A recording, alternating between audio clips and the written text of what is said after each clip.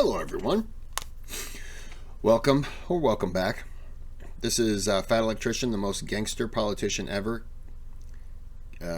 Cassius, Marcellus, Clay. It's a white guy, so I know it's not Cassius Clay. Okay. I love his videos. Before we get started, is this at the beginning? Yes. Okay.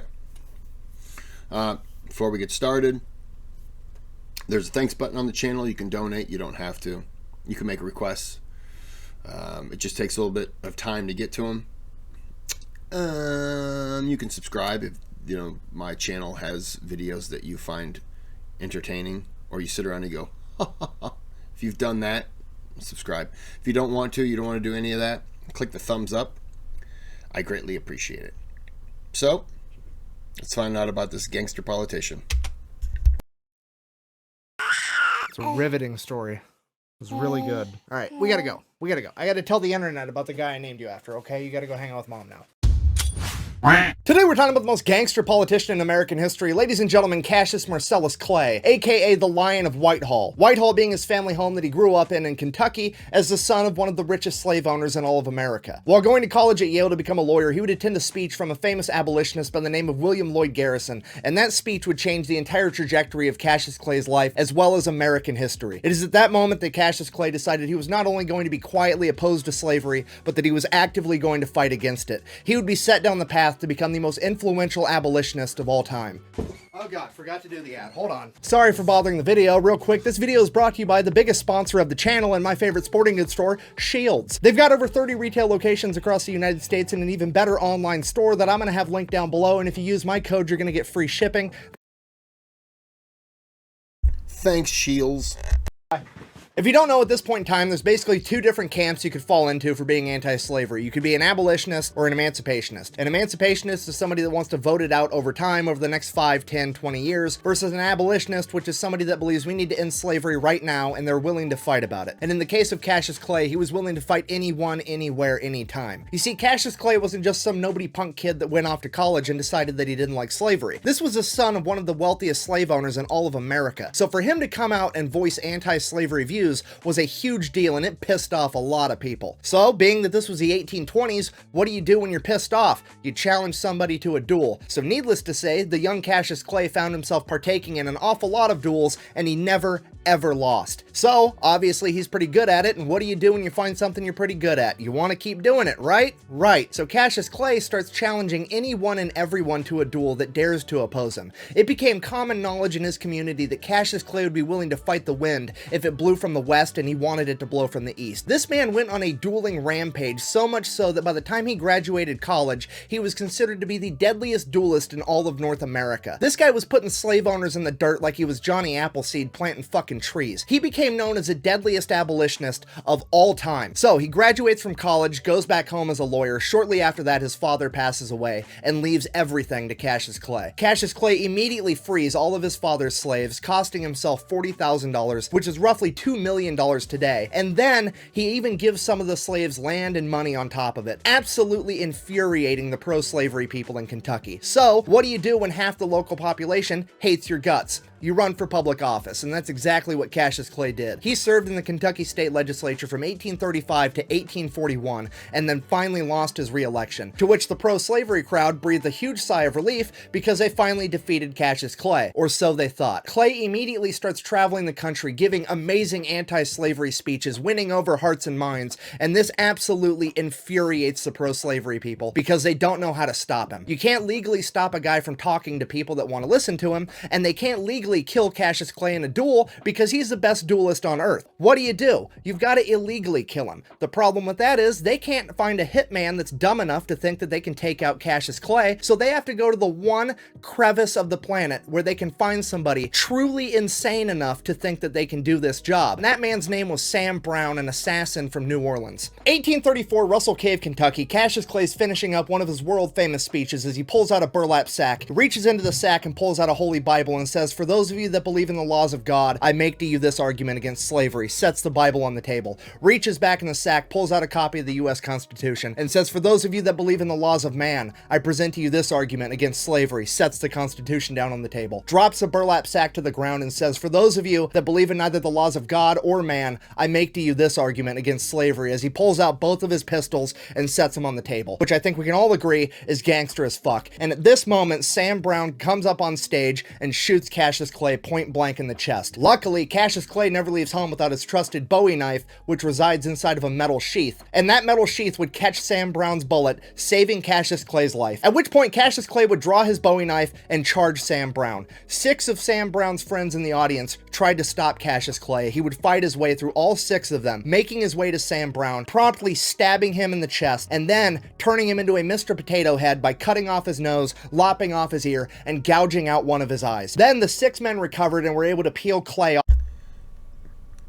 You fought through 6 people, and then you stab him, cut off his nose, cut off his ear, and poke out an eye.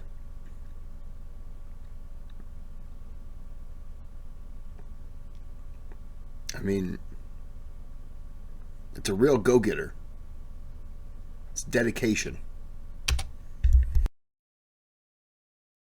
Off of him. Not knowing what to do, knowing they couldn't stop Cassius Clay forever, they panicked, probably for fear that Cassius Clay was going to start shoving this guy's facial features up his ass next. They did the only thing they could come up with to get the two apart. They picked up their friend Sam Brown, threw him over a 7-foot-high stone wall. He fell down an embankment and into a creek bed to finally get Cassius Clay away from him. Somehow, Sam Brown survived, but not only was he lucky for that, he was also dumb as fuck, because he then decided to take Cassius Clay to court, because apparently after Cassius Clay stabbed him the first time, they were even on the whole assassination attempt thing, so Cassius Clay should go to prison for mayhem. So Cassius Clay calls upon his older cousin, one of the best lawyers on the planet that had never lost in open court with over 40 years of experience, Henry Clay. Henry Clay goes into...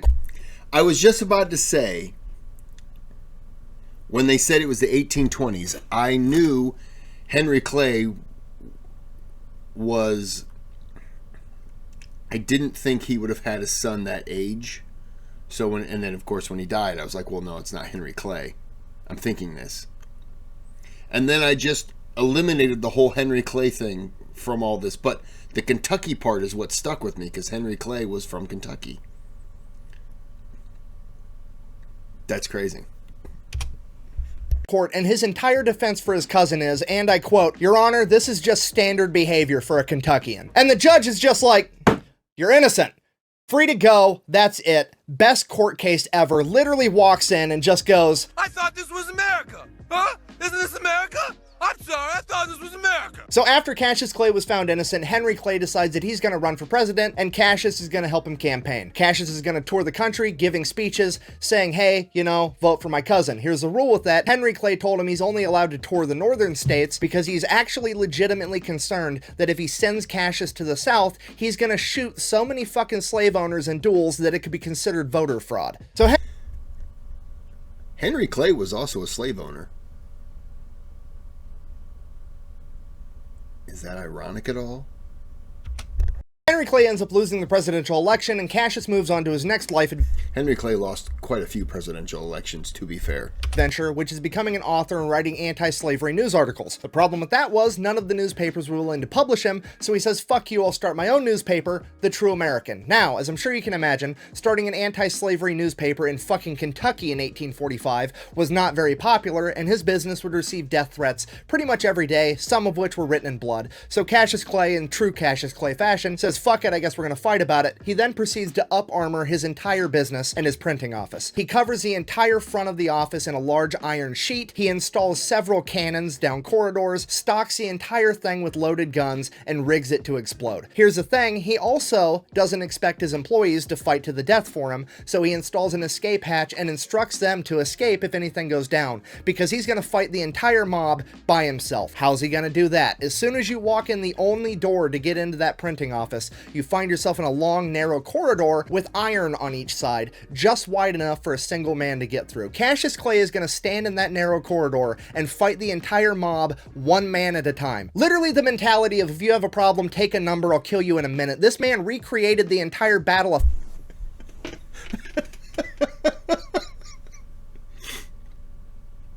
Oh, this is 300. This is 300 right here. Okay. fucking Thermopylae with 300 Spartans, except he's gonna do it all by himself. If you think fucking with John Wick's dog is a bad idea, the last thing you want to do is fuck with Cassius Clay's printing press, because this man is determined to defend the freedom of speech with the right to bear arms at any cost. Obviously, this escalates to Cassius Clay defeating an entire mob single-handedly. Right? Wrong. The mob, being full of, you know, super brave pro-slavery men that know they're doing the right thing, do the honorable brave thing and wait till Cassius Clay is bedridden with typhoid fever, so they know he isn't going to show up. They show up to his business at night and burn the place to the ground because they're a bunch of fucking bitches. Now, Cassius Clay recovers from typhoid fever. He reestablishes a newspaper in Cincinnati, Ohio, which is an anti-slavery stronghold. The only problem with that is, being an anti-slavery stronghold, there's not going to be any conflict, and that's fucking boring, so Cassius Clay moves on to another life adventure, volunteering in the Mexican-American War. While serving in the Mexican-American War, he would be a captain leading a group of Kentucky soldiers, and they would be captured pretty much immediately, and he would spend the duration of the entire war as a POW. While serving as a POW, some of the men under his command would escape, meaning that the Mexican military was then going to put the rest of his unit to death. Cassius Clay said, "Hey, don't kill my men, just kill me and my other fellow officers. We're the ones in charge. It's our fault that those men escaped. It's our responsibility. Please let the lower enlisted men go home." The Mexican military was so impressed by this that they decided to spare everyone, including Cassius Clay, and he would return home a war hero. Returning home from the... I was just about to say, like, if somebody said that to me, I wouldn't have any of them killed. You know, and clearly you understand why he's going to say, "Don't hurt my men," but the fact that he's willing to put himself up on the, you know, on the line, yeah, that's what I'm thinking. He's nominated to have himself killed and his officers, which I'm sure the officers were kind of like, "Whoa, let's leave me out of this, bud. You do your thing. I'm going to stay over here."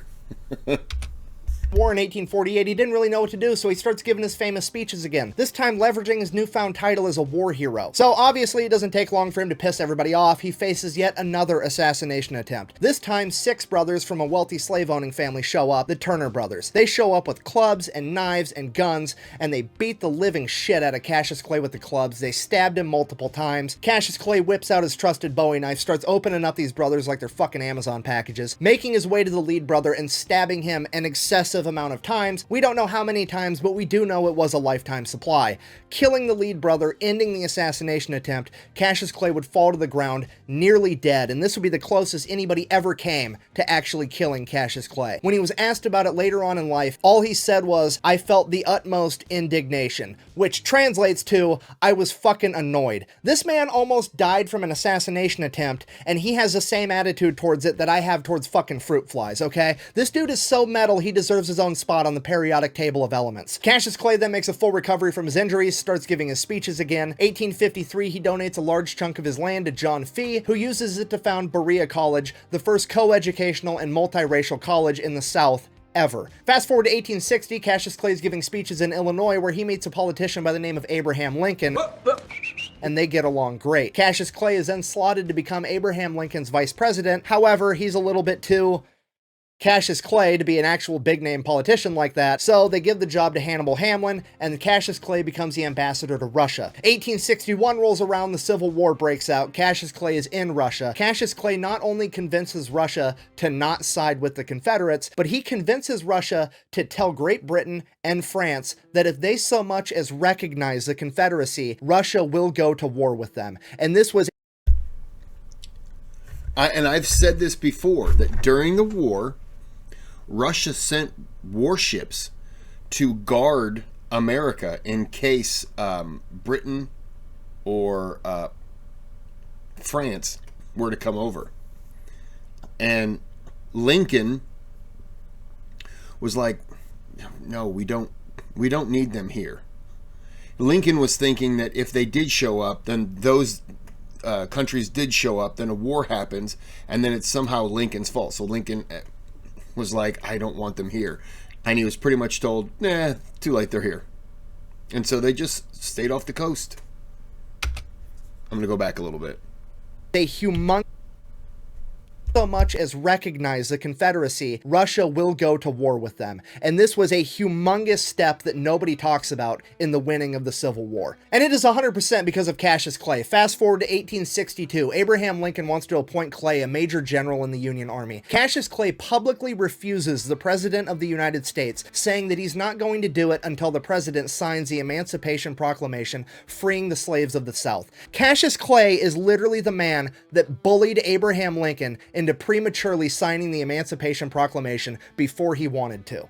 And nobody talks about it. Fast forward again to 1865, the Union wins the Great American Scrimmage, the slaves are freed. Cassius Clay has achieved his lifelong goal at the age of 55, bringing an end to slavery in the United States of America. He then goes back to Russia again to serve as ambassador until 1869, and while he is there, he helps to broker the purchase of Alaska. This man is probably the most influential person in American history that you've never heard of. After returning home from Russia, Cassius Clay would live out the rest of his days in Whitehall until the age of 80 years old, where he would be declared clinically insane, in hindsight, most likely due to a severe amount of PTSD, as well as potentially dementia.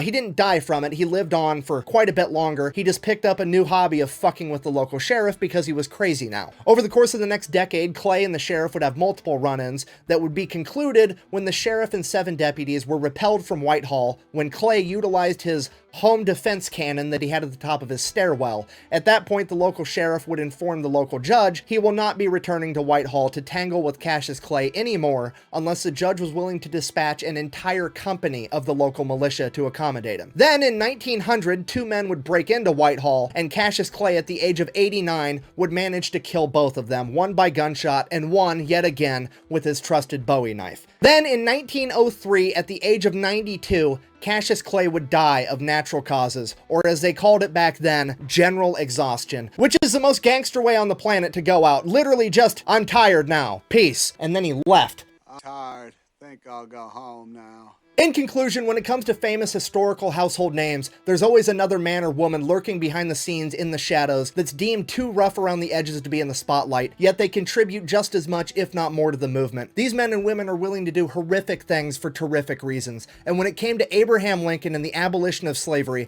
that man's name was Cassius Marcellus Clay, the most gangster politician in American history. Thanks for watching the video. Best way to support the channel is go buy some merch at thefatelectrician.com. Quack bang, out.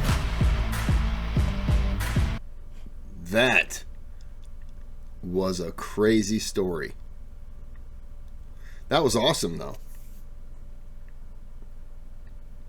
Jeez. You gotta hand it to him. He finds these people, and he tells their story, and he's just like, what in the hell? The Marines took a duck into battle in WW2. I'm going to do that one. Of course I'm going to do that one. Okay. I'm going to end this here. I hope you enjoyed the video. I did. And until next time, have a good day. Have a good night.